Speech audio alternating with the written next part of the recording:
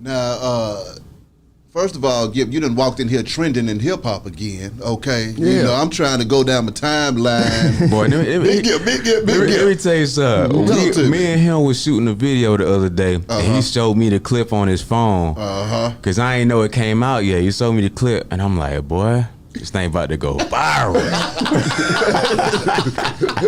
Gipp, why did you have to go in there and piss everybody off talking about Tupac gonna take Beyonce from Jay-Z? Okay, can I? And I want to say this real. No disrespect to the man Jay-Z. No disrespect to Beyonce. Yeah. All I want to just explain to everybody that's looking at this podcast right now. Yes, sir. Gippy knew what type of guy Pac was. Let's talk about it. Yeah. At the time when Pac walked the earth, Pac went after every girl that was somebody's girl. Damn. Jada Pinkett, Biggie girl Faith, Aaliyah, Kadada, Lisa Left Eye. Didn't Rise and tell you the limousine pulled up in front of my house. The door kicked open, and I seen it. It was Tupac, and Lisa got in the car with Tupac and drove off in the night. Bro, he was that kind of guy. He was hell. And all I'm just saying to you is, hey, man, just like you went after the #1 girl in the game, he would have went after her too. That's all I was saying. I feel that. And all I'm saying is, bro, he was a phenomenon before the industry understood what he was. He was a rapper that was trained in acting. Yeah. So personally, he came with a skill that we didn't even have in the game at that time. Yeah. And let's think about this. During the 90s, the music and the television and the music and the TV business did not function together. They were two different entities. And he understood the TV and he understood the music. That's what made him special. And bro, think about this. He is the only rapper that ever got in a tub full of gold, butt naked, and never got called gay. By male or female. They knew that was a man and he was a player. Now, let me give you an example of how he played. Yeah. When I walked into that studio with him and he first played Hit 'Em Up for me. Yeah. He talking about this man's wife, right? Yeah. Well, Lisa Left Eye sitting on his left, right? With his girlfriend standing in the corner with a full mink on. So when I say Pac would have went at your girl, he would have went at your girl if she was the #1 girl in the game. Yeah. Has nothing to do with you, King. I'm just telling you that this how he rolled. Yeah. And that's what kind of dude he was. And think about it.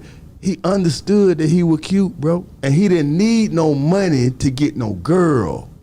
He's never made music enticing. I'm about light your wrist and he never talked about buying a girl, nothing. But he had them all. What the hell do you think it was about Pac? And do you ever think that we'll see another Tupac in our lifetime? You seeing it now. It's just in another form. Who? Drake. Drake. Okay. Them women love Drake. They do. They do. Drake ain't did nothing, and let's Drake talk will take about your girl, too. and Drake will take your girl. You know what I mean? Drake will take your girl. And another thing is, hey And he man, actor. have you ever seen and he an actor? And that's all I was saying. He was a triple threat, and the game hadn't seen a triple threat before Pop. Yeah. Okay? Yeah. So when you say, hey man, you the guy, yeah, you getting the money, yeah, but hey bruh, nobody seen that man, nobody ever seen the way he put out music, doing movies, going to jail, coming back home, still having #1 records. Bro, you been out the whole time, you know what I mean? Yeah. You rapped about one thing the whole time. This man has a spectrum of different subjects he talked about as an artist, and they was never talking about dealing drugs. Yeah. So when you ask me who was the biggest artist, the guy that didn't talk about one thing the whole time, he talked with his heart. This guy talked about street culture. If you wasn't into street culture, you didn't give a damn what he was talking about, because you wasn't into the streets. But Tupac, he was the first rapper to cross over without the industry doing it. He crossed over just because he was Tupac. Bigger difference than everything now is control. Everything now is cause somebody who you with, what you did, how much money you got. Ain't got really nothing to do with the music no more. I'm coming from a time when we were talking about the art was raw. It wasn't about who you were with, how much money you got. We talking about what your songs talking about and what your beat sound like. Yeah. Hey man, the man got more jam in his music than anybody you could put him up against. Yeah. That's so, bruh, you only getting mad, or anybody only getting mad because the way I said it. But what I'm saying is facts. And he went after one of the biggest people in New York at the time, Bigg Small. When he played that record, Hit 'Em Up, he was playing it from fact.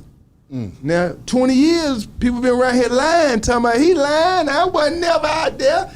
But now you look at an interview from Corrupt the other day, he was like, she was around there, folk. We just didn't want to say nothing. She was My God. So at the end of the day, the Gipp lie, I just told you the truth.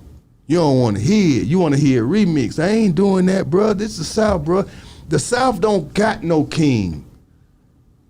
It don't. So when you come out trying to be the king over everybody because of your business, that's cool, but I ain't got to accept it. We ain't got to accept it down here. That ain't what we rapped about. You can be the king of New York. You can't be the king of the LA.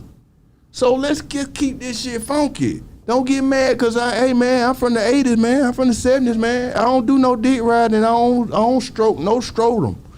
Money is money. We gonna still all die broke.